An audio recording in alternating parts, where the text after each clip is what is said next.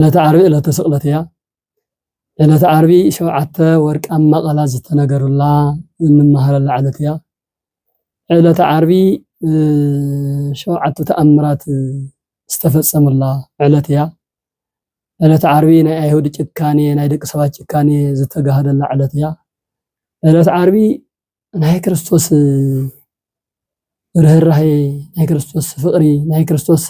ይቅረ ባሃልነት ዝተረኣየላ ናይ ይቅርታ መዓልቲ እያ።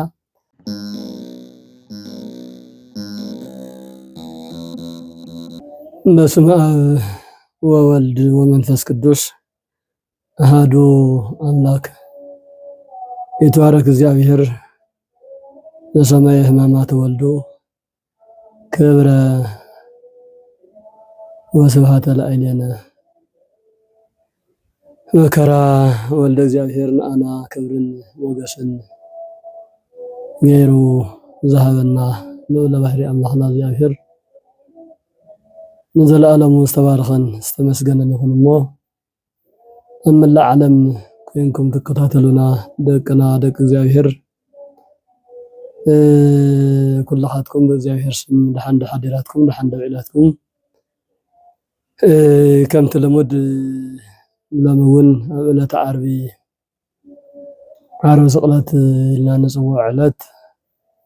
ናይ ሰሙነ ሕማማት ናይ መጨረሻ መዓልቲ ኮይና ኣብ ዕለተ ዓርቢ ክንመሃሮም ዝግበአና ትምህርትታት ክንግዘቦም ዝግበአና ርድኢታት ዘለው ነገራት እግዚአብሔር ንአና ዝተውዓለልና ውዕለታ ሰናይ ተግባር እናሓሰብና እናዘከርናን ከም እግዚአብሔር ፈቃድ ክንመሃር ኢና። ንዓይ ዝናገረሉ ዘምህረሉ ሰናይ ኃይለ ቃል ርቱዕ አንደበት ንኣኻትኩም ደቂ እግዚአብሔር ድማ ተስተውዕልሉ መስተውዕል ኣእምሮ ሃይማኖታዊ ልቦና ብሕብረት ይሕድለና ኣምላኽና ቅዱስ ፈቃዱ ይኹናልና። እሞ ካብ ሰኒ ሕማማት ጀሚርና በብዕለቱ ኣብ ግብረ ሕማማት ዝተባሃለ መፅሓፍ ዝተመዝገቡ ካብ ብሉያት ካብ ሐዲሳት ካብ መጻሕፍተ ሊቃውንት ካብ ዝተፈላለዩ ገድላትን ድርሳናትን ከምኡ እውን ካብ መጽሓፈ ስንክሳር ጠቕላላ እስትግቡእ ኮይኑ ኣብ ሓደ መጽሓፍ ተዘጊቡ ኣብዚ ሰሙን ሕማማት እዚ ክንበብ ክጽለ ክትርጎም ክንመሃረሉ ሊቃውንቲ ወለድና ዘዘጋጀውልና መጽሓፍ ኣብቲ ዕለት ንሱ ዝነበቡ ንባባት ዝወሃቡ ኣስተምህሮታት እናረአና ኢና መፂና። ዕለት ሰኑይ መርገመ በለስ ኣንጽሖተ ቤተ መቅደስ ብዝብሉ ክልተ ነጥብታት ርኢና ነርና። በተመሳሳሊ ዕለተ ሰሉስ እውን ዕለተ ሃተታ ዕለተ ጥያቄ ዕለተ ኣስተምህሮ ዕለተ ትምህርት ብዝብሉ ክልተ ነጥብታት ወሰንቲ ነገራት ዝበልናዮም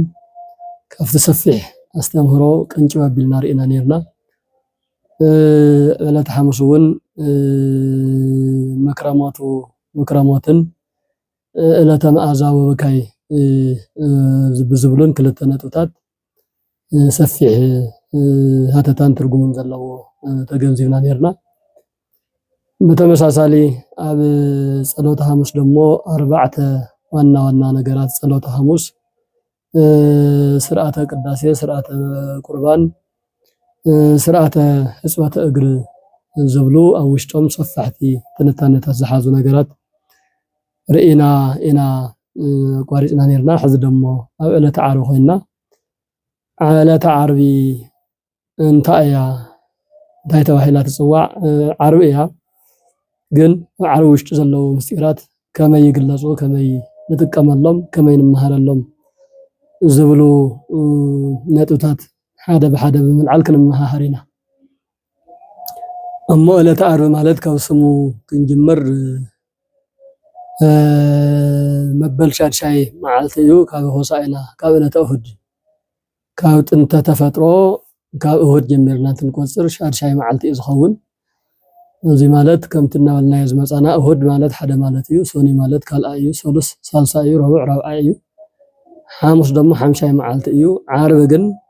ካፍቲ የመፃፅኣ ሰኒ ሰሉስ ረቡዕ ሓሙስ ዝብል ውፅእ ብዝበለ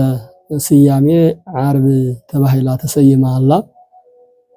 ብቁፅሪ ደረጃ ሻድሻይ መዓልቲ እዩ በትርጉም ደረጃ ግን ዓርብ ማለት ፍጻሜ መፈጸምታ ወዳእታ ማለት እዩ ምክንያቱ በብዙሕ መልክዑ እዩ ዓርብ መወዳእታ ተባሂሉ ተተርጊሙ ብሓተ ሓደ ፍጥረታት ካብ ሰንበት ጀሚሩ እናፈጠረ ቀኒዩ 22 21 ፍጥረታት እስካብ ዓርብ ነግህ ፈጢሩ መወዳእታ ናይ መወዳእታ ፍጥረት ኣዳም ዕለተ ዓርቢ ሰዓት 3 ስለዝተፈጠረ ድሕሪ ዓርቢ ካልእ ፍጥረት ስለዘይፈጠረ ዓርቢ ናይ መወዳእታ ፀሓይ ዓራርቦ ከም ንብል ፀሓይ ናይ መዓልቲ ብርሃና ወዲኣ ናብ ካሊእ ዑደት እንትትሸጋገር ዓራርቦ ማለት መወዳእታ መፈጸምታ ከም ማለት እዚ እውን ናይ ፍጥረት መጨረሻ ማለት እዩ ካብ ዓርብ ንድሓር ዘሎ ቀዳም እዩ ቀዳም ናይ ዕረፍቲ መዓልቲ እዩ ወሰዱስ እለ ወኣይረፈ እግዚእነ እምኩሉ ግብሩ ዝኣሃዘ ይግበር ተባሂሉ እውን ኣብ መጽሐፍቲ ኦሪት ከም ተጻሓፈ ካብ ሰንበት እስካብ ዓርብ እናፈጠረ ቀኒዩ ዓርቢ ስነ ተፈጥሮ ፈጺሙ ቀዳም ናይ ዕረፍቲ መዓልቲ ገይሩ ሰይምዋ ኣሎ ስለዚ ዓርቢ ናይ መፈጸምታ ናይ ፍጥረት መፈጸምታ ማለት እዩ እዚ ካብ ጥንተ ተፈጥሮ ጀሚርና እንትንቆፅሮ እንትኸውን እቲ ካሊእ ደሞ መድህነ ዓለም ኢየሱስ ክርስቶስ ሰብ ንምድሓን ካብ ሰማያ ሰማያት ወሪዱ ሰብ ኮይኑ ኣብዚ ዓለም ተገሊጹ ን33 ዓመትን 3 ወርሕን ዝኣክል ናይ ሰብነት ስራሕ እናሰርሐ ፀኒሑ መጨረሻ ኣብዚ ዓለም እዚኣ ምድራዊ ስራሕቱ ፈጺሙ ናይ ምድሓን ስራሕቱ ኣዳምን ደቂ ኣዳምን ከድሕን እዩ መፂ ነይሩ ወንጌል ከምህር እዩ መፂ ነይሩ ስርዓት ክተክል እዩ መፂ ነይሩ እቶም ክሰርሖም ዝደልዮም ነገራት ብምልኦም ሰሪሑ ምስ ፈጸመ ዓርቢ ናይ መጨረሻ ቅድስቲ ስግኡ ቅድስቲ ነፍሱ ካብ ቅድስቲ ስግኡ ፈልዩ ወይቤ ተፈጸመ ኩሉ ነገር ተፈጸመ ኢሉ ዝተናገረሉን ናይ ድሕነት መፈጸምታ ዝኾነት ዕለትን ስለ ዝኾነት ዓርብ ማለት መፈጸምታ መወዳእታ ማለት ናይ ፍጥረት መወዳእታ ናይ ድሕነት እውን በተመሳሳሊ ንሱ ሞይቱ ንሱ ተሰቂሉን ኣና ዘድሕነላ ናይ መወዳእታ መዓልቲ ማለት እዩ እስራኤላውያን ጉዕዞ ተታሒዙ እውን ከም ሳልሳይ ነጥቢ ዓርቢ ዘበሎ ነገር ይግለጽ እዩ ብቁፅሪ ደረጃ ግን ዓርቢ መበል ሻድሻይ መዓልቲ ዘሎ ማለት እዩ ስለዚ ካብ ሰሙን ሕማማት ብፍላይ ካብ ሰኒ ተላዒልና ሰኒ ሰሉስ ረቡዕ ሓሙስ ዘለዎ ክስተታት ርኢና ዓርቢ ኸ እንታይ ክርኢ ኣብ ዝብል ነገር እንተሪኢና ዓርቢ ማለት ዕለተ ስቅለት ተባሂላ እያ ትፅዋዕ መዓልቲ ስቅለት ክርስቶስ ዝተሰቀለላ ዕለት ማለት እያ ሓደ ነጥብ ንሪኦ እዚ ክኸውን እዩ ዕለት ሰብኣቱ ተኣምራት ዝተረኣዩላ ዝተጋህዱላ መዓልቲ እውን እያ እንደገና ሰብኣቱ ኣፅርሃ መስቀል መፅራህተ መስቀል ዝበሃሉ ኣብ መስቀል ኮይኑ ክርስቶስ ተናገሮም 7 ወርቃማ ቃላት ዝተነገሩላ ዕለት እውን እያ ከምኡ እውን ዕለተ ኣዳም ወሔዋን መዓልቲ ኣዳም መዓልቲ ሔዋን ተባሂላ እውን ትትርጎምን ትንገርን እያ ናይ መጨረሻ ዓርቢ ማለት ዕለት ፍቅሪ እያ ፍጹም ዝኾነ ፍቅሪ ክርስቶስ ንደቂ ኣዳም ዘርኣዮ ፍጹም ፍቅሪ ዝተረኣየላ መዓልቲ ብምዃና ዕለት ፍቅሪ እውን ኢልና ክንገልፃ ንኽእል ኢና ስለዚ እዞም ነገራት እዚኣቶም ሓደ ብሓደ ሕፅር እናበልና ንገልፆም ኢና ተኸታተልነትና ብዝግባእ ከተከታተሉ በእግዚአብሔር ስም ሓደራ ንብለኩም እሞ ዕለት ስቅለት እንትንብል ስቅለት ማለት እንታይ ማለት እዩ ስቅለት ሰቀለ ካብ ዝብል ናይ ግእዝ ስርወ ግስ ዝለዓል ኮይኑ ካብ ሰቀለ ስቅለት መስቀል ዝብሉ ቃላት ይወፁ መስቀል بترجمه استمساقل ነገር ማለት እዩ መስቀለኛ ዝኾነ ናይ መስቀል ቅርጽ ዘለዎ ጎዳና እንተይቀርየ መስቀለኛ ጎዳና ይባሃል እዩ መስቀለኛ ጥያቄ ሕቶ ይባሃል እዩ ዝኾነ ናይ መስቀል ቅርጽ ዘለዎ እዩ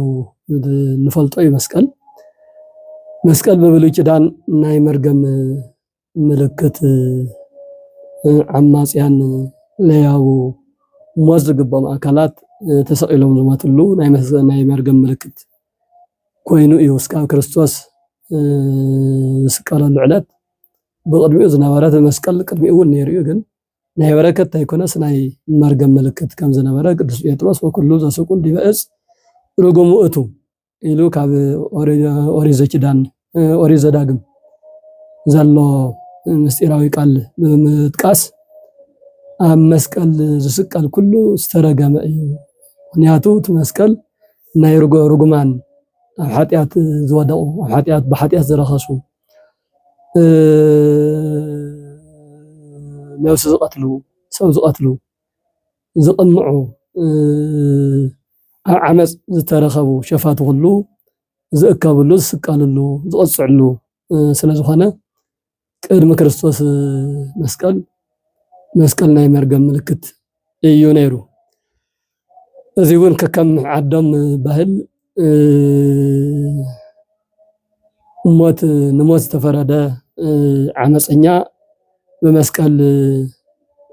ናይ መስቀል ባህል ዝነበሮም ሮማውያን እዮም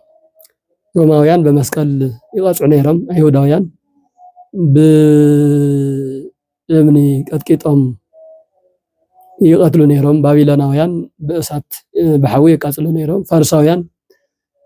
ዓመፀኛ ንዝበልዎ ኣካል ናብ ኣናብስቲ ጉድጓድ ይድብርዩ በኣናብስቲ ክብላዕ ይገብሩ ነይሮም እስራኤላውያን በተመሳሳሊ በመግረፍት እውን ግርፋት እውን ይቀትሉ ከም ዝነበሩ ናይ ባዕልቶም ባህል ከም ዝነበሮም ዝፍለጥ ነገር እዩ ኣብዚ ኣብ መድኃኔ ዓለም ኢየሱስ ክርስቶስ እንትኸውን ግን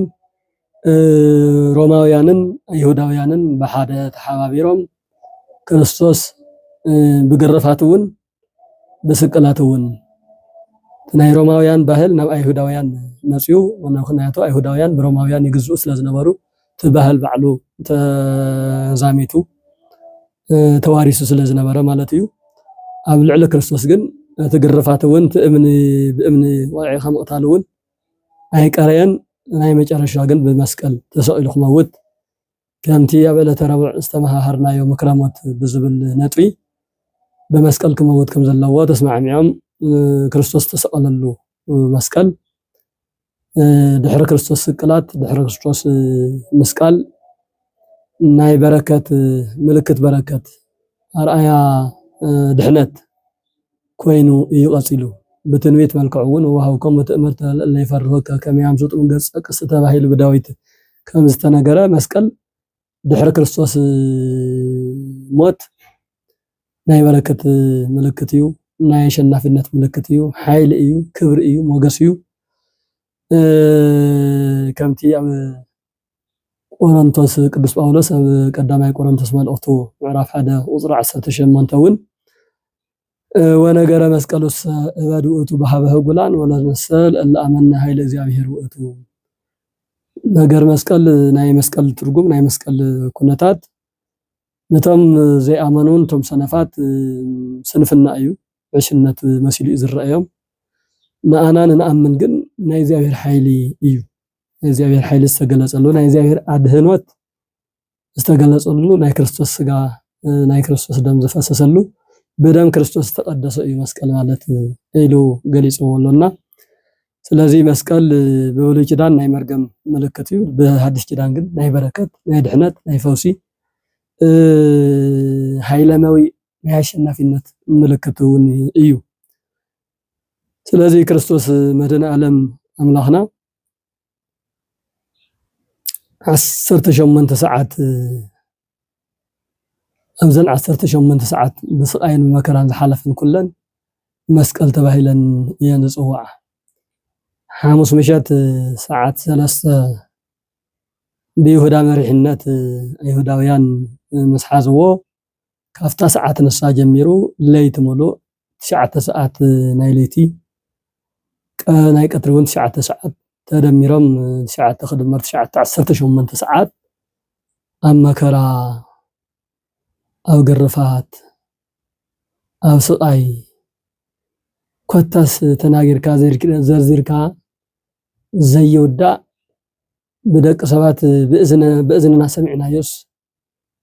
يخون لك نمحساب نمقمات وكواز خبد أبل على ساو كبصح زي قبؤه نقر أبل على كرسوس زي بصح حمام مكرا بملو مسكال مالات بخالي ترقم مكرا سلازخونا عينة مكرا عينة بزوح زخونا مكرا زي بصحو كرسوس أزن زحالف أزن فلان زن ناي 18 ساعات كريستوس ناي مسكال علات سقلات علات مسكالي النيرة مغنياتو كاب 9 مساء حاموس مشت ناب عربي زصبح ساعة 3 مستتحازة حدا غزينا بيلاطوس እናዳፍኡ እናጋፍኡ ሒዞም ይኸዱ ካብ ጲላጦስ ናብ ሄሮድስ ይወስድዎ ካብ ሄሮድስ ናብ ሊቀ ካህናት ቀያፋ ካብ ሊቀ ካህናት ቀያፋ ናብ ሊቀ ካህናት ሃና ናፍቲን አንገላትዑ እሞ ሕልፍ ደሞ 18 ሜትር ዝኣክል ርሑስ ክስቀለሉ ዝተዘጋጀወ መስቀል አሸኪሞም ندحريتن قربيتن نادفو ناقافعو فقدو منقدنا ودقا أتنكراتاتا نايسو حاتيات نمدمساس نايسو كورن مملاس نايسو هيوت ناو نور كونتات نمملاس نسو نوزي ملكعو ناتنقالات حديرو نسواق حوون حدا قزينا مقبائيا ناو إلهاتوس مقبائيا أتيوم زي كونا مسكر كالن نقربو حلف حليفون مراق ركوس مراقم ناب قصو ناتفقو حدا زيون قصو شفينام عين شفينام بخور كوميت النواعو ما نصفعك تنبي لنا نبي انديخا نبي يخاتبل حز وقع كامنيو اسكت تناغاري تنوي تفلط تنغاس كتناغرنا ولو نالاغصلو كوتاس قصير كسفير كازي بزي يودا ملكعو زغرفون زسقايون ነገር انت حساب زي كله مسقلي 6666 ጊዜ ተገሪፉ ኣብዘን 18 ሰዓታት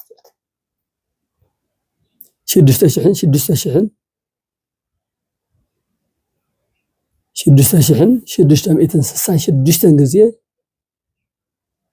ዝተገረፈ አምላክ እዚ እንትንሐስብ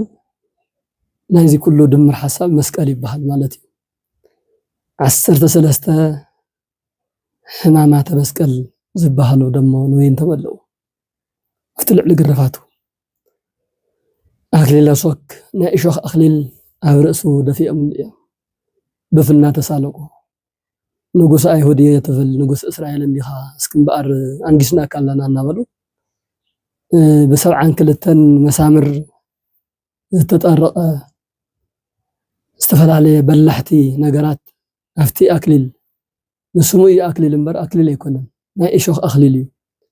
ايشوخ بايشوخ تسرح بلحت مسمارات استسقعو ابرس قميطه مفترس اكليل بمرتلو بمهدشة نقطقطو زسقاي وسقاي تكورؤ ترأس رسو زخرعو تصفق مال تحت قصو صفعو وريق امراق ناو قصو انتف ناول انتلا قصلو ساتي حموت صامي ان انتبل مرارا مرير حموت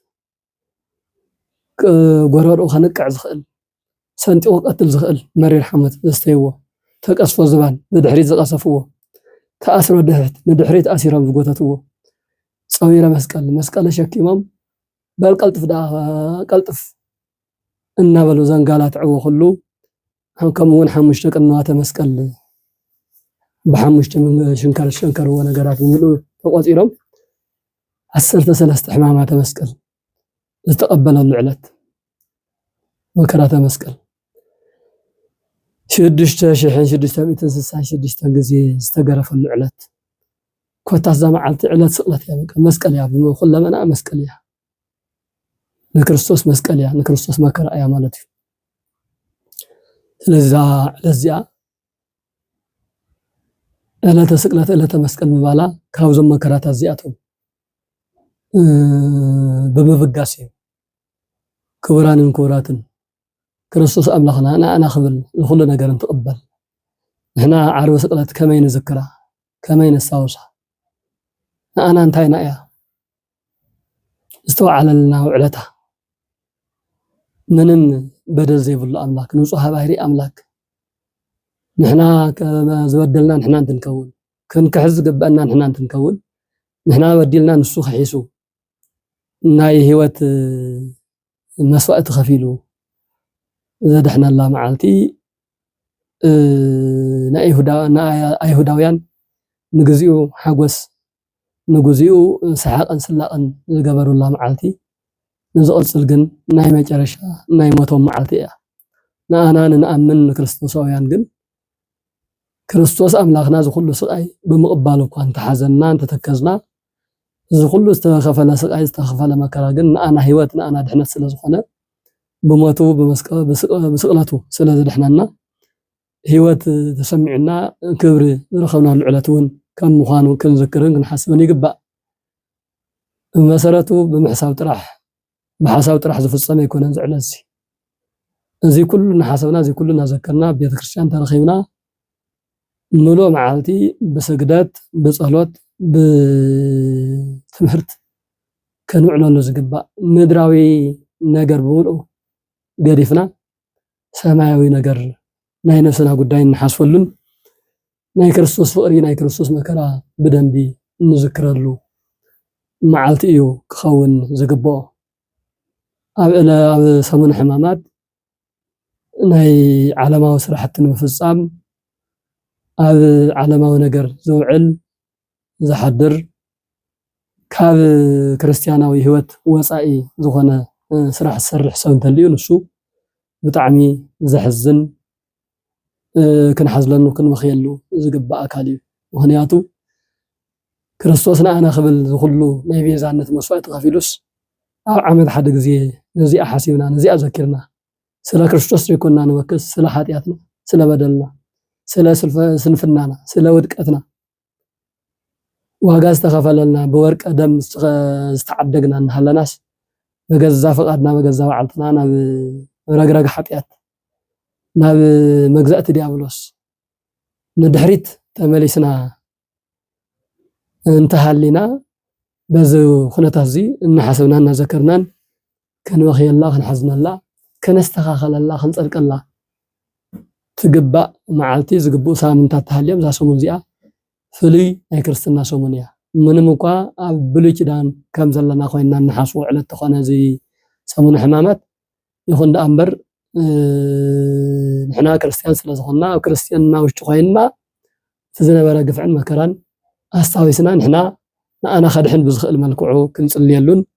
مسأم لخنا خن نراخولون زجبأ على سلازخونا تقلل سمو عارف سقلت اللي أنا نسمع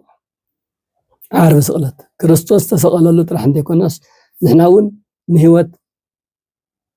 النسق على له نهوت نمدحن أما كرانو على له ننت خندحن لنا نسجد له ننت خندحن لنا نصلي له ننت خندحن لنا كريستوس ما كرا نحاسب العلات بمخانو عارف سقلت لنا نهورا مالتي عارف سقلت حدا معلت طرح خبرنا يتحلف يكونت أو عمد حدا جزي كريستوس تسأل الله على تلنا كفتهم تسألتو أبيت بقالات كم حدا وانا نيدحنا معلتنا لنا نخورا قلنا ما خوف حلفون باب بسامونو في الله راوع عاربن راوع مكرم استفصم له بمخانو هي كريستوس مكرمات عارب دما ነገራት ኩሉ ተፈጺሙ ክርስቶስና መስቀል ይወጻሉ ስጉ ዝቆረሰሉ ደሙ ዘፍሰሰሉ ንዓለም ቤዛ ንሱ ዝሞተሉ ዕለት በመዃኑ በብሰሙኑ ኩሉ ግዜ 300 ስሳን ሓሙሽተን ዕለታት ካብ ዘለዋ ዕለታት ዕለት ረቡዕን ዕለት ዓርብን በብሰሙኑ ንዝክረን ዓበይቲ ናይ ውዕለታ ናይ ድሕነት መዓልትና እየና ማለት እዩ ሓደ እዚ እቲ ካልኣይ ኣብ ዕለት ዓርቢ ዝተፈጸሙ ነገራት ከም ዝረኣናዮ ኮይኑ ኣብ መስቀል ክርስቶስ ኣብ መስቀል ምስ ወፀ መስቀል ኮይኑ ዝተናገሮም ዝገርሙ ወርቃማ ቃላት ዝበሃሉ ኣብ መከራ ውሽጢ ኮይኑስ ወርቃማ ዝኾኑ ቃላት ዝተናገሮም ምስጢራት ኣለዉ ንሳቶም በፀዋውዓ ሰብኣቱ ኣጽርሃተ መስቀል ሰብኣቱ ነገራተ መስቀል ሰብኣቱ ወርቃማ ቃላት ተባሂሎም ይግለጹ እዚኣቶም ብቁጥር ደረጃ ምርኣይ ንኽእል ኢና ኣብ ሰፊሕ ትንታነ እኳ እንተዘይኣተና ብቁጥር ደረጃ ግን ሓደ ክልተ ኢልና ክንሪኦ እቲ ዝገርም ወርቃዊ ዝኾነ ቃል ኣብ ሉቃስ ወንጌል ምዕራፍ 23 ቁጥሪ 34 ንረኽቦ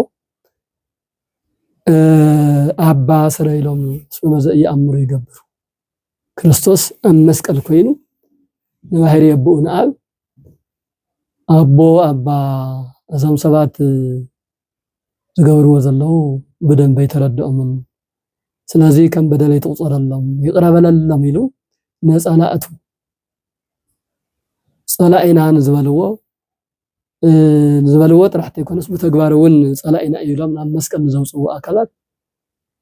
ይቅረ ክበሃለሎም ይቅሬታ ዝሓተተሉ ቃል ዝገርም ቃል እዩ ማለት ከም ሰብ ኮይና እንትሪኦ ሰብ ኣይኮነ ንፀላኢኡ ንፈታዊ እኳ ዝፅሊ ውሑድ እዩ ንፈታዊ እኳስ ኣጢቁ ብደንቢ ንፈታዊኡ ንዓርኩ ንሓው ንሓፍቱ እኳስ ብደንቢ ስዋኣይ ኣትዩ በስሩዕ ጸሎት ዝገብር ሰብ ውሑድ እዩ ንፀላኢኡ ማ ክራገም እንተዝሞተለይ እንተዝጠፍአለይ ኢሉ ክሓስብ ካብ ምሕሳብ እውን ሓሊፉ እንተስ ብጥይት እንተስ ብገጀራ እንተስ ብእምኒ እንተስ ብኻልእ ደብዲቡ ክቀትል ዝሓስብ ዳ እምበር ንፀላኢኡ ዝፅሊ ንፀላኢኡ ይቅረታ ዝገብር ሰብ ኣብዚ ዓለም ይንረክብ ክርስቶስ ግን ብዝተፈለየ መልክዕ ንፀላእቱ ኣብ መስቀል ሸንኪሮም ዝሰቀለው 6666 ግዜ ንዝገረፍዎ ደሙ ንዘፍሰሱ ፀሚእንን እኳ እንትብል እኳስ ማይ እኳ ክልግስሉ ንዘይከኣሉ ነዚኣቶም ኣባ ስረይሎም ስመዘ ይኣምሩ ይገብሩ ቃል ብቃለፍቲ ወይ እግዚእ ኢየሱስ ኣባ ስረይሎም ስመዘ ይኣምሩ ይገብሩ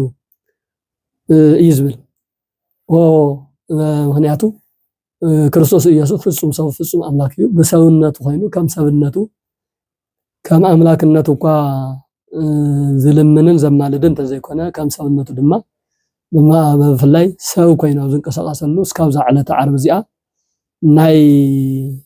ሰብነት ፀሎት እውን ይገብር ስለ ዝነበረ ነዞም ፀላእቱ ምሕረት ዝለመነሉ መዓልቲ ዝለመነሉ ቃል ኣባ ስረይሎም ተባሂሉ ዝንገር ብጣዕሚ ዝገርም ወርቃዊ ዝኾነ ቃል ንርኢ ካብዚ ብጣዕሚ ብዙሕ ክንመሃር ይግባአና ክርስቶስ ኣብዛ መስቀል እዚኣ ኮይኑ ንፀላእቱ ዝሰቀልዎ ከምዚ እንትልምን ንሕና ንሕዋትና ንቦታትና ንዴታትና ንደቂ ኣዳም ምልኦም ክንፅልየሎም ከመይ ከም ዝግባእ እዩ ብደንቢ ዘረድአና ዘሎ ቂም ዝበሃል ነገር ንኣና ከም ዘይጠቅም ምቕያም ዝጠቅም ዘድሊ ተዝኸውን ነይሩ ክርስቶስ ነዞም ኣካላት እዚኦም ተቀየሞም ኣይምፀልየሎም ይቅርታ ኣይምበለን ነይሩ ማለት እዩ ስለዚ ናይ ይቅርታ ሰባት ክንከውን ካብዚ ቃል እዚ ካብዚ ወርቃማ ቃል እዚ ክንምሃር ክንክእል ኣለና ማለት እዩ ሓደ እዚ እዩ እቲ ካልኣይ ወርቃማ ቃላት ዝተባሃለ በተመሳሳሊ ኣብ ሉቃስ ወንጌል ምዕራፍ 23 ቁፅሪ 43 ንረኽቦ ዝገርም ቃል እዩ ንሱ እውን ዮም ትሄሉ ምስልየ ውስተ ገነት ዕድመ ልክዑ ኣብ ክትራን ኣብ ሽፍትነት ኣብ ዓመፅ ኣብ ደም ምፍሳስ ንዝነበረ ሓደ ወንበዴ تذكرني إذ بوست منجستك وقويت هاي تجاجي الله يقربلني حزق وعزق بأن أنت زي كنا داقم نفردي أو تمسألو ساعات أهم منجس سمايات ذكرني أو داقم منجس خا ذكرني حزم مسكلي خذ الله أما كرائي خذ الله صاغ زل العالم ونقوسيها صباح بكبابات السويد بقرما ملكوت بقرما منجس تمسيها بقرما منجس أنت تمسي أنت الله أفتزمت منجس حسنني ذكرني محرني إلو نزل الله بكريستوس يمان استسأل تطوس بهال شفتا ودياو نصلو تسمعوا يوم تيهلو مثلي واستجنت لما أنتي مساي أو جنت كتلو فقد الكلخ زقرم قالي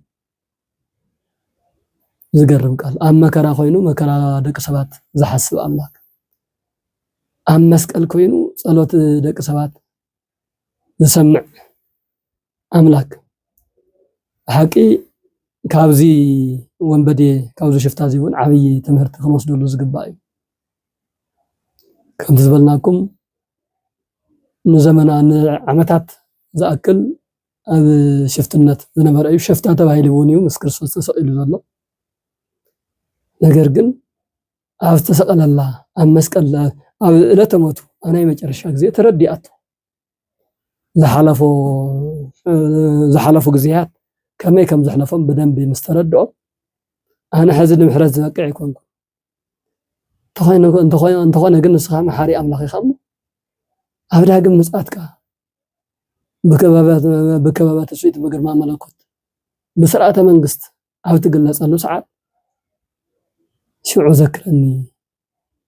إيو زصلي إني أبغى زقر ملكعو كل التشفات يوم بيمان بصقام تسأل من يرم أتب صقام تسأل صقام أو زخنا زربات الزرب بيمان تسأل لكن كم زعلت قرب زخنا صلتي قرب وأهدو فياتوي إن إلا تسألوا مسليه صرفا ويلو مسا عند كريستوس أدر رأسك وكيانه وأوسع كالو وقصص ويلو يتفرغون لزيابير أملاكك إنزو استزنتو كناني هلونا وقتو بصقام تسأل اسكي كريستوس ودك زيابير طوين كاسي نسخاون دحان أنا وندحننا زبل ناي لاقصي ناي تسالو قال انت تقم أتو بيمان تسأل تطوسقن نتي عاركو نتي بصقام تسأل ما حبيرم سرحو زنبرو أب سرحة عمص يتفرهون لزيابير أملاكك إنزو استزنتو كناني هلوك حلف حليفو سو زما كرازي كوين كادوكا نزيابير أملاكا يتفرحن ولا نس زو استمغا بكم مغارينا تفادينا نحنا بزسرحنا يسرح بزعمصنا يعمص بزقتلنا يقتلت بزقبأنا قداء يتفريدنا تسئلنا زلنا هذا جن نصوح نيزابير المسيح بدل زيبلو ايو وكما مغارينا وزن تسا الو اكوي زغبره ويمنتني اذا سبزي من عينت بدل اي ترخون إلون تي عاركو قسيسو معلو قل هو قويتا نصوها بحري هم ذكرني مسؤولو إيسوس كريستوس دما أنه لما عنتي مساي أو جنت كتركبيخا اليوم أو حلفت مرتنا طيسنا يو كم زنبرنا زحلف صبوط تاريخون نيرو بتزحلف صبوط تاريخ دما أنت تقدمه لأدام بوي أو استجنت أنا أدام بوها قديم كان أو جنت كتأتي خازبل قدم سلاسان كلتن عمد تنوي تاوي قال نغير ونيرو كريستوس ذا سعزيا أخيلا تذكرني مسؤول لما أنتي مساي أو جنت كتلو أتي نام مدرة قبس نام سدت انتخيد زقبر كان لي سنة تقبر شو عزنا قال قال إنه دريس تفسي مالله سلازي ناب جنت فقيد الكالله أتويلو بدمو استحتم ما هتم جنت زخفتلو دبدابي صحيفو بدمو هتيمو كيد حزقاتتا نقدام بوها قدمكا ناو جنت أتو إلو كم سددو زي تاريخ زي بذنب يردأنا مبار كوران دق زاهر زي سبزي ناين السها جزي ناي 3 ساعات تأكل جزي يعني راتو قدم اذنا ورا جزي زمهرون ينبرن بتفطرو بطبايا تفطرو تزي كوينو بسرعه تمرت بيت اتيو مصحف زنبلو ترغامي يسمعلو ناين السها منقد السبخ الاكل ينبرن ابزا ساعه زي اجن ام مسقل كوينو 6 ساعات تسقيلو كاب 6 ساعات اسكاب 9 ساعات ابزلا جزي يمبار كنتات تغنزيو ترديو تذكرني اግዚኦ يقربلني ذكرني حسبني تغاغي بدل يزبل ناي نسها قالات تطقيمنا مخه فطاريو مسلمنه ابزا 3 ساعات زي كمي كم تطقملا مدن بمرداء نخلينا نشتي تبهال غزي يلا نشتي تبهال ساعات نشتي تبهال عدبه يلا انت تطقمنا لا تتوابتنا عدمه خلطيا نانا استوهبنا غزينا انا استوهبنا عدمه نانا بزمتن احنا هنطقملو بنخل بعقمنا تمتينو يتواهيونا يغرو تمتينو استوهبنا غزي متينا زين تقم مخانا ايتي عبي صقم زفطر زلو غلغليكم غنا اينا قسلنا نساخن اتو حزي قلعو خنعبينا حزي كننقدينا حزي غزا خنصرحنا حزي مدراوي حسابنا يودأنا قاسلنا نركبلو إنا سرعة قربان سرعة ناي صلوتي يكون ناي قربان يكون ناي كريستنا هيوت قاسلنا مسعبنا كنركبلو إنا حزوالو إنا حزنا قادو إنا زبلو زي روح مخنياتات إنا تتقنكم غزيهم تباخنو بزحات يهم خونا يقبؤن تمتينو استوهابنا غزي متانيو أملاك ترحيو متينو زهابنا متينو زهاب أملاك ترحيو زفلت انبار نحنا نوعلدون حد نقن دوين قنن نفلط ነገር የለን نحنا نفلط ነገር ተሃልዩ ተዘለና አላ ግዜ ናአናስተዋህበት ግዜ መخانا ኢና نفلጥን ንርዳእን ስለዚ ደቂ እግዚአብሔር ኣብዘ ዘለኹም ክፍላት ዓለም ኮይንኩም እዚ ነገር እዚ ተዳምጹ ንንስሓ ግዜ ቆጾሮ አይተሃው ንስጋው ደሞ ግዜ ቆጾሮ አይተሃው ንምድሓን ንጽባሕ አይትበሉ ንጽባሕ ዝበሃል ድሕነት የለን ድሕነት ሎሚ ይኸውን ዝግበኦ فياتاوي زمان 3 ساعات نيراتو كافتا تزايات حزنا الله ساعات 3 ساعات نيراتو ذا 3 ساعات ግን በደንብ ተጠቅሙና አርሒቁ አሚቱሪኡ ተሊሙ ከድሕነን ዝኽእል መድሓኒት ጎይታ እዚ እዩ ምሳይ እንዴ ተሰቂሉኒ ሆ ኳስ ይበለን ከምቲ ሓደ ከምቲ ዓርኩ ማዕሉ ተሰቂሉኒ ሃለው እንታይ ከድሕነ ይበለን በደንብ ኣብ መስቀል ሰዓት ክርስቶስ ተሰቀለሉ ሰዓት ዝገበሩ ተአምራት ክርስቶስ ዝናገረውን ቃላት الناس سامعنا دمص تغبروا شوعه تامرات بهلون لو قصلنا خريومنا نساتهم بمرأي يم بار وشطو تنخيو ناو نسها تمليسو بخيو القيسو ذكرني له تذكروا ودياو دما قدما بقدما ادم جنت كاتو محتم دم توهيبو كم زدحنا انا نري نزيون يوب قداسي ما كل غزيه تذكرنا زيو بوس منغسك تذكرنا زيو عليكنا تذكرنا زيو بس منغست كنا ولنا بزيما بكما تذكر كل فياتاوي زيمان ذهلو كديبا مسكن اما التمسكلنا هلها فياتاوي زيمان بيمان استسقل وانبدي كم تذكر كايو انا ون ذكرنا لنا ملالسنا 3 غزي نصليو بقعن زدحن صلاتن مخانو كريستوس تقبلوا صلاه مخانو سلنفلط سلنامنن يما ازيت اب كريستوس اب مسقل كوينو زغبرو تناغرو ورقما قال لومي اب جنت مسايك تليخه إلو استناغرو قال اي قال مالتي ازي نزل عالم ورقاو زخነ قال ورقاو خينو زقصل قال لمو ان انا مساي اب جنت كتلو يغبؤكم مساي اب منግስተ ሰማያት بخبرو ختنورو فقيدلكم الله زبل ملختي زم حلفنا نحنا فقادنيات كوينا نافتناي نسها منفس نافتناي سغاو دم منفس نايتو نافتناي ክርስትና ህይወት ተዳአቲና እዚ ቃልዚ ሓደ ግዜ ተነጊሩ ዝሓለፈ እንተ ይኮነስ ነዘለ ዓለም ናተነገረም እናሰርሕም ዝነብር ቃል ምዃኑ ክንግንዘብ ይግባአና እዚ ክልተ ሳልሳይ ኣብ ዮሐንስ ወንጌል ምዕራፍ 19 ቁጥር 27 ንረኽቦ ነዋ ወልድኪ ነያ እምከ ዝፈትዎ ዮሐንስን زفتوا ولاديته قدست دنجل مريم كلتي أمر رخيبو دنجل مريم نيوهانس أدخت كون قدس يوهانس دمو ندنجل مريم ولاد نخون أم مسكال كوينو رخكو زفاس أمالو قاليو كمتي أبا جورجي زغاسجا بأنصار مسكال قويمو يوهانس بكايا زي ويلي أما أوتكرسو كما ند أسات وإيه إلو بزيما زغلصو قدس يوهانس كلهم 120 زبحالو يا ناي كريستوس بيتسو دارغا كلهم انتوتنو فلاي 10 حدا زاخلو حواريات حدا نጭራሽን ዘላለሙ ይሁዳ ተበቲነን ትኸይድ ተም 10 ኩላቶም ፈሪሖም ገሊኦም ጨርቆም ገዲፎም ትጎዩ ገሊኦም ኣይፈልጠን ኢሎም ተሕዱ ገሊኦም ኣበይ ከም ዘለውን እንትጠፍኡ ዮሐንስ ግን ኣብ እግረ መስቀል ተረኺቡ ነይሩ በተመሳሳሊ ድንግል ማርያም ኣብ እግረ መስቀል ተረኺቦም ነይሩ ስለዚህ ዮሐንስ በወገኑ መምህረይ ጎይታይ ኣምላከይ ተሰቂሉን ግፍዕ በፂሕዎ በደል በፂሕዎ ንኡ ዘይግባእ ኣብ ልዕሊ ይፍጸመሉ እናበለ እንትወኪ ድንግል ማርያም ውን ወደይ ኣምላከይ እናበለት እንትትወኪ ናይ ክልቲኦም ሓዘን ዝሰምዐ ኣብ መስቀል ኮይኑ ሰሚዕ ክርስቶስ ንድንግል ማርያም ወድኽን ይሄኪ ክንዳይ ተኪኡን ኣይተኪኡ ዝንከባኸበኪ ዝሕግዘኪ ዝረድአኪ ወድኺ ዮሐንስ ወድኺ ገይረ ሂበክን ይኹን ትብል ንድንግል ማርያም ደሞ ንዮሐንስ ደሞ ኣደይ ማዓረይ ኣደይ ወላዲተይ ንኣኻ ኣዶ ክትኮነካ ክትናዘዘካ ተጽናዕናካ ዝተሰወረ ነገር ክትገልጽልካ ኣዶ ገይረ ሂበካ ኣለኹ ስለዚህ ሕዝቃያን ገዛኻ ኺድ ኢሉ ዮሐንስን ድንግል ማርያምን ዘረኻኸበሉ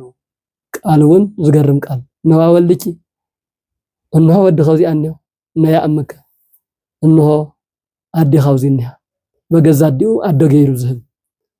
በገዛ ደቀ መዝሙር በገዳ ውላዱ ደሞ ውላድ ገይሩ ዝህብ ኣምላክ እዚ ቃል እዚ እውን ኣብ መስቀል ኮይኑ ዝተናገሮ ቃል ስለ ዝኾነ ብዮሐንስ ኣቢሉ ንሕና ኩላትና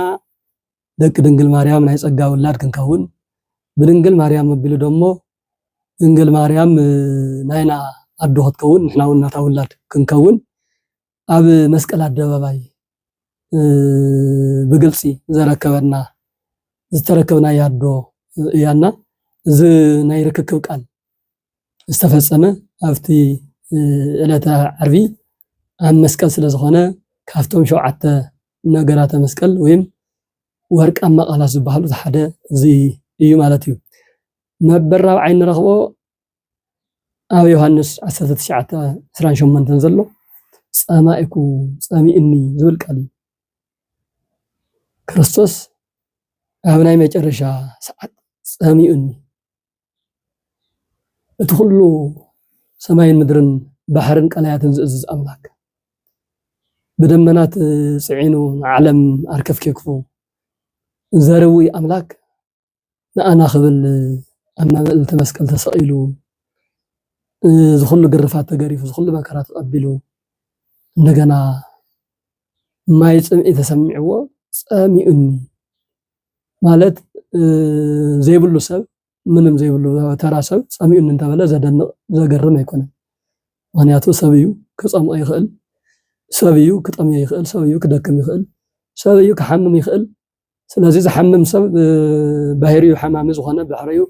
ጠማይ ጸማእ ዝኾነ ኣካል ጸሚኡኒ እንተበለ ዘደንቕ ኣይኮነን ኣምላከ ምድሪ ወሰማያት ኣምላከ ባህሪ ወቀላያት ኢልና ንዝምረሉ ኣምላከ ባህርን ቀላያትን ዝፈጠረ ኣምላክ ጸሚኡኒ እንትብል ንደቂ ሰባት ኢሉ ከምዚ ዓይነት ጽምኢ እንትቕበል ምርኣይን መስማዕን ግን ዝገርም ቃል እዩ ክንግረም ክንድነቕ እንተዘይኮይና ካሊእ መግለፂ ቃላት እኳስ ኣይንረኽበሉ እንሆ ኣብ ቃና ዘገሊላ ኣብ ቤተ ዶኪማስ ተረኺቡ ወይኒ ሜስ መስተ ዝተወደአሉ ሰዓት ኣዲኡ ድንግል ማርያም ቀሪባ ወይኒ ከኣልዎሙ ወይኒ እኮ የብሎምን ዝስተ ተሳኢኑ መርዓዊን መርዓትን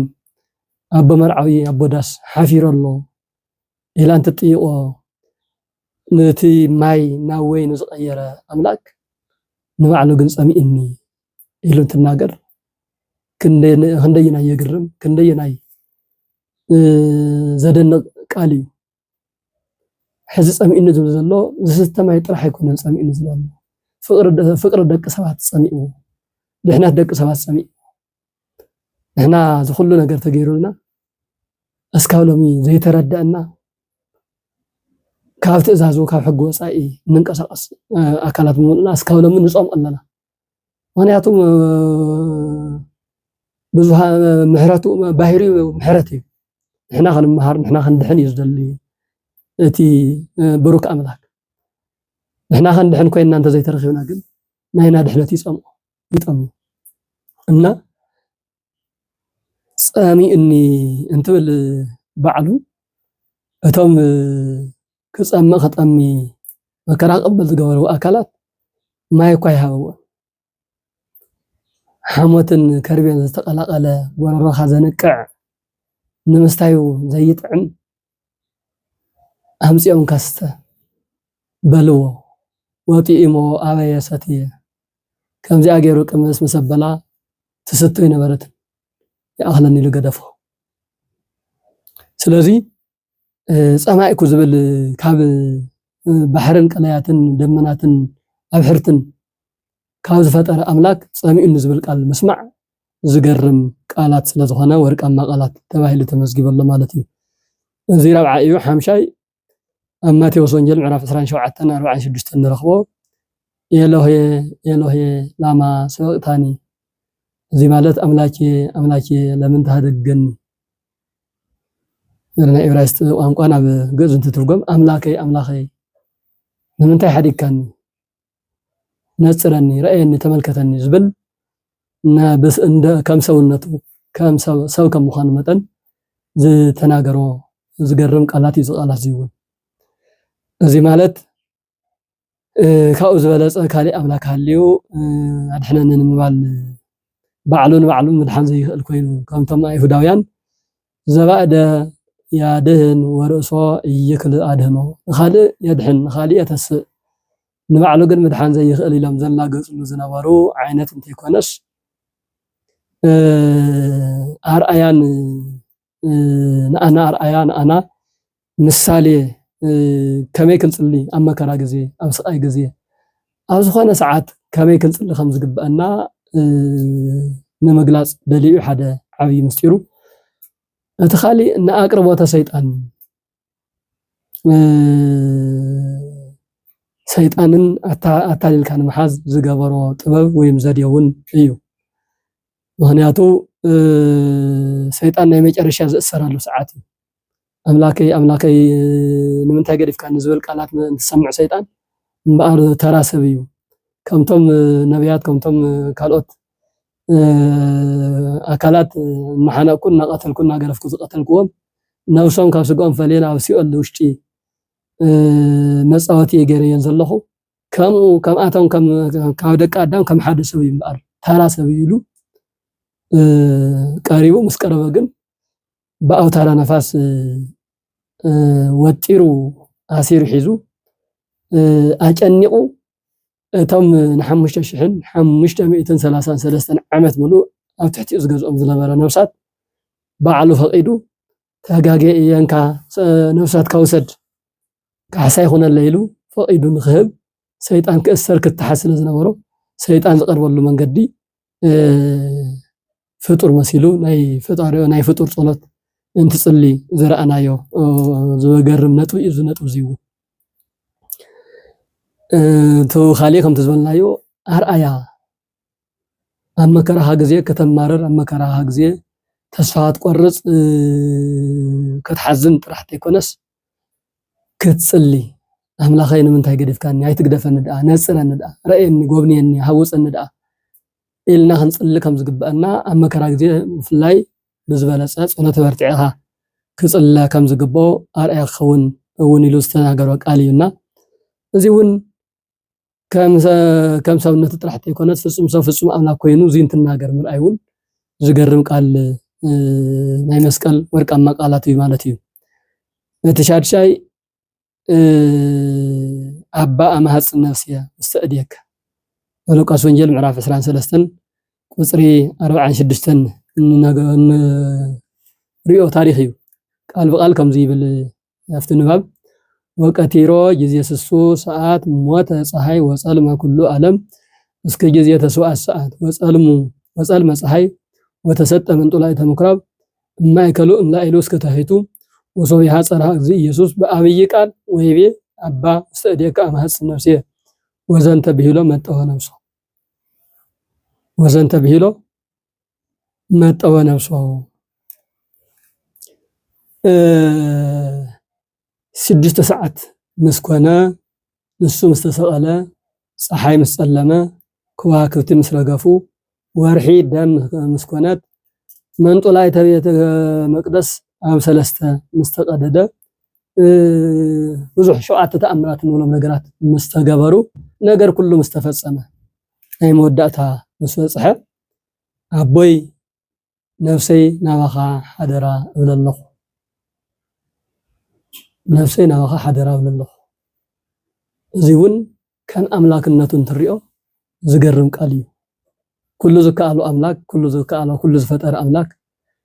ምድሓን ዝኽእል ኣምላክ ግን ነፍሱና በብኡ እንተ ማዕቀብ እንተ ማሕፀን ምርኣይ ዝገርም ነገር እዩ እዚውን ኣርኣያ እዩ ኣብ መጨረሻ ዘመንና መጨረሻ ህይወትና ሞተው ዝመጸሉ ሰዓት ነፍስና ንእግዚአብሔር ሓደራ ኢልና ስኡልና ጻዕርን ጭንቅን ጥራሕ እንተይኮና ክስምዕናን ክረአየናን ዝግብኦስ መጨረሻ ናብ ህይወተ ነፍስ እናተሰጋገርና ምዃንና ኣሚንና ናብ ዝበለጸ ዓለም ናብ ዝመለጸ ሰማያዊ ቦና ከም ንኸይድ ኣሚንና ክንጽልዮን ነገሩን ዝግባእ ቃላት ከም ዝኾነውን ንምግንዛብ ዝተነገረ ቃል እዩ ናይ መጨረሻ ወይ የተፈጸመ ኩሉ ዮሐንስ ወንጌል ምዕራፍ 19 31 ኩሉ ነገር ተፈጽሟል ነቢያት ተናገርዎ ትንቢት ተፈጽሟል ካፍቶም ነቢያት ተናገርዎም ትንቢት ተወለቆም ስለጊጉያን ኣብ ማእኸል ሸፋቱ ክስቀል ተባሂሉ ተነጊሩ ነይሩ ኣብ ማእኸል ሸፋቱ ኣብ ማእኸል ዳክር ስንጥጦስ ተሰቂሉ ወወደ ያመታ ውስተማብልየ ወአስተይን ብሂ አለጽምየ ተባሂሉ በዳዊት ተነጊሩ ነይሩ እነሆ ጸሚእኒ ኣብ ዝበለሉ ሰዓት ሓሞትን ከርብየን ዝተሓዋሶ ነገር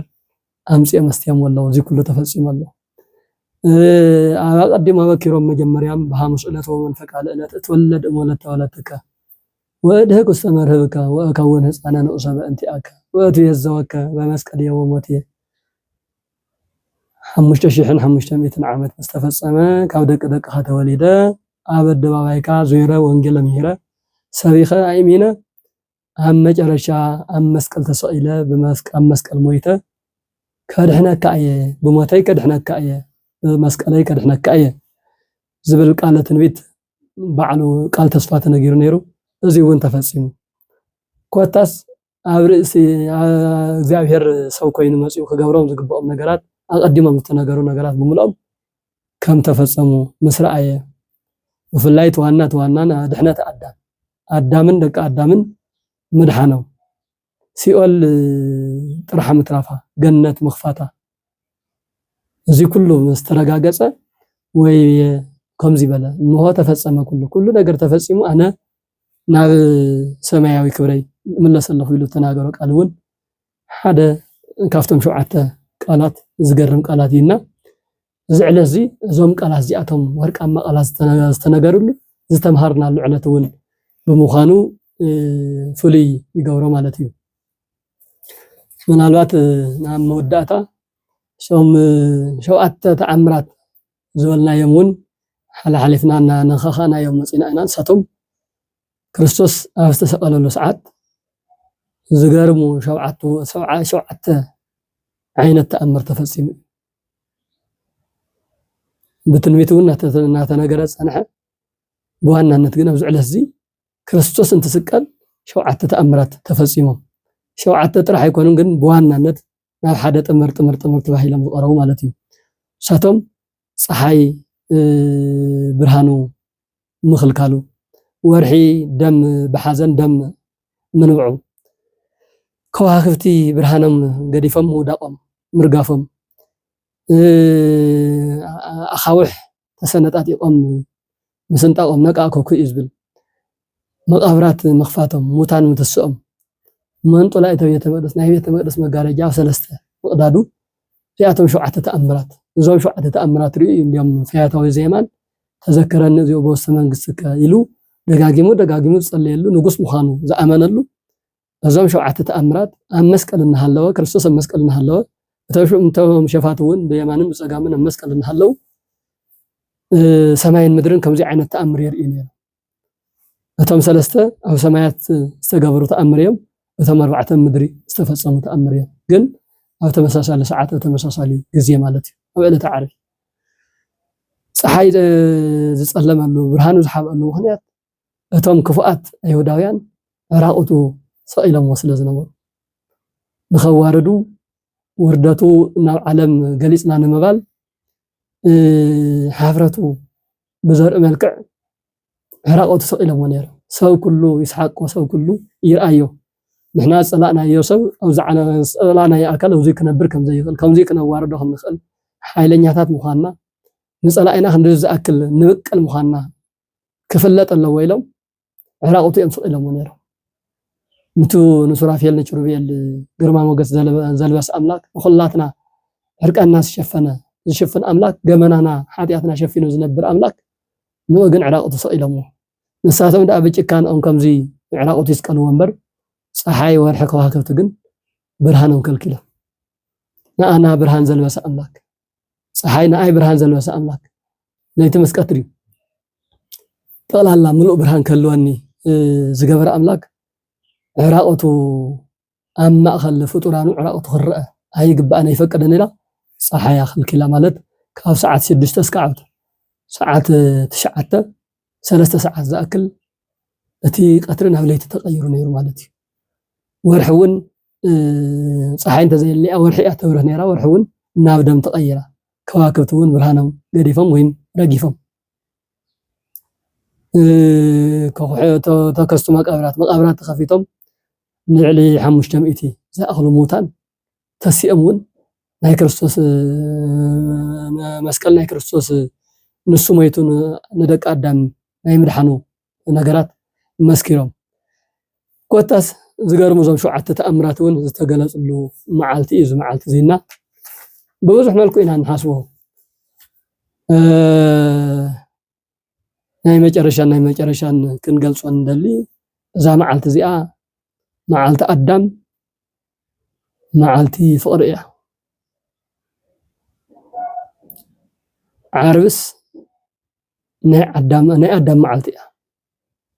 الله ندو على لا معلتي معلتي هو زي هاي ناتي غزي يكون ناتي معلتي يكون معلتي هابن كم زبال كله زي انا ادم قنعو زو على كريستوس ولا يسقل مر ادم من قنعو يوعيل ادم دق ادم ناي دق ادم معلتي ازا معلتي زي ناي دحنت معلتي مالتي نمنتاي معلتي ادم تباهلا تصوع ግን سئيل بفلسفنا طرحت يكونس بمصحف قدساوي امكنيو كنገልጾ እንተኽኢልና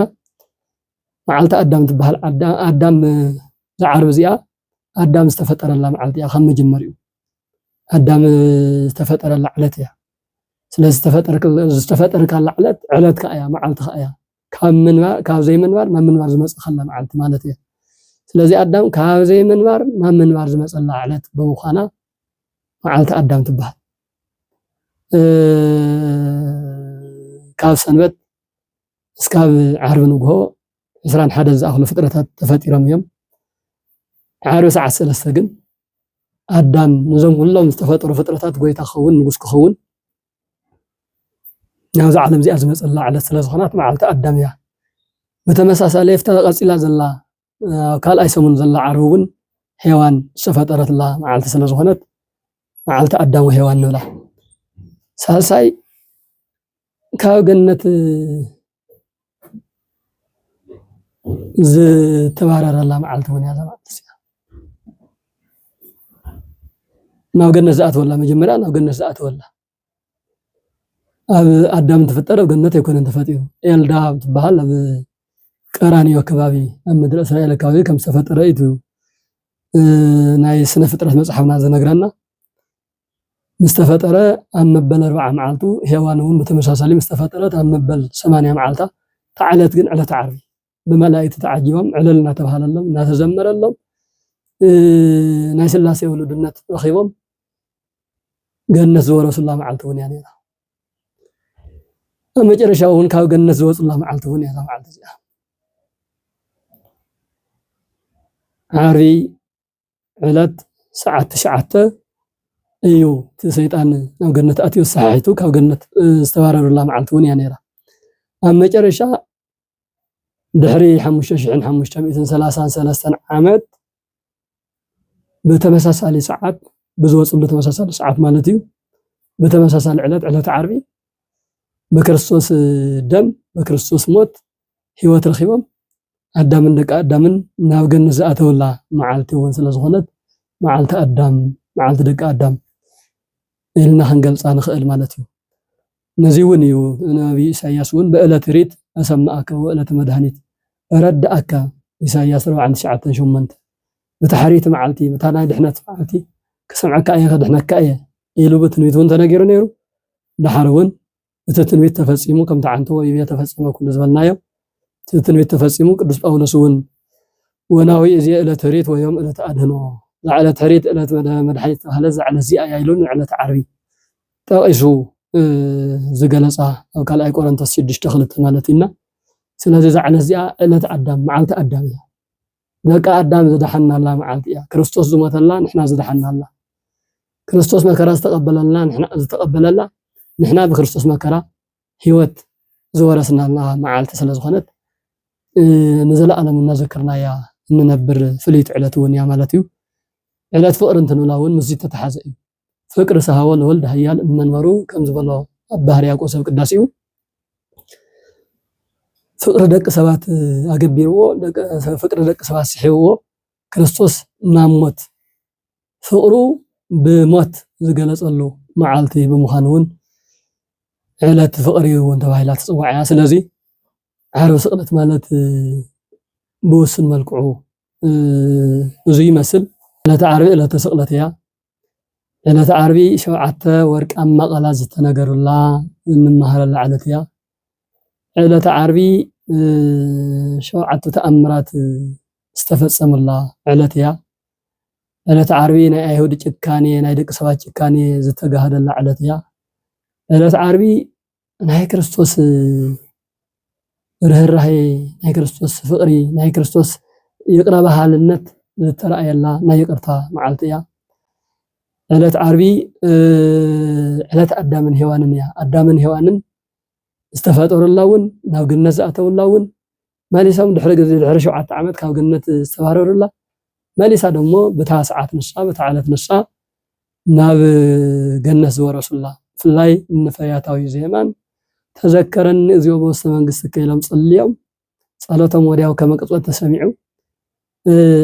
አቡ አዳም ቀዲሙ ገነት ዝኣተወላ መዓልቲውን ስለዝኾነት ዕለት ዓርብ ንኹላትና ኩለመናና እያ መዓልቲ ድሕነትና እያ መዓልቲ ህይወትና እያ መዓልቲ ንስሐና እያ መዓልቲ ሓጎስና እውን እያ መዓልቲ ስቅለት ብምዃና ደሞ መዓልቲ ንመኽየላን ንሓዝነላን መዓልቲ እውን እያ ስለዚ ዕለት ዓርብ ንኣና ኩለመናና እያ ዕለት ዓርቢ ኣብ ዓመት ሓደ ግዜ ጥራሕ እንተይኮናስ በብሰሙን እውን ንዝክራ ካፍተን ዕለታት ዝተፈለየት ዕለት እውን እያና በዚህ መልክዑ ተማሂርና ተነጋገርና ለና ዘምህረና ዝገሰጸና ልዑለ ባሕሪ አምላኽና እግዚአብሔር ክብር ምስጋና ይብጽሐዮ ካብዚ ብምቕጻል ናይ ዕለተ ቀዳም ስዑር ዝተወሰነ ትምህርቲ ክህልወና እዩ ኩሉ ግዜ ነዚ መድያዚ ተኸታተሉ ሼር ኮፒ ሊንክ ዝግባእኩም ሓገዝ ግበሩ እዚ ትምህርቲ እዚ ናብ ኩሉ ክባጻሕ ናይ ኩላትና ብጽሒት ክኸውን ይግባእ وسبحانه لله ولولاده تدنقل والمسكالو كبر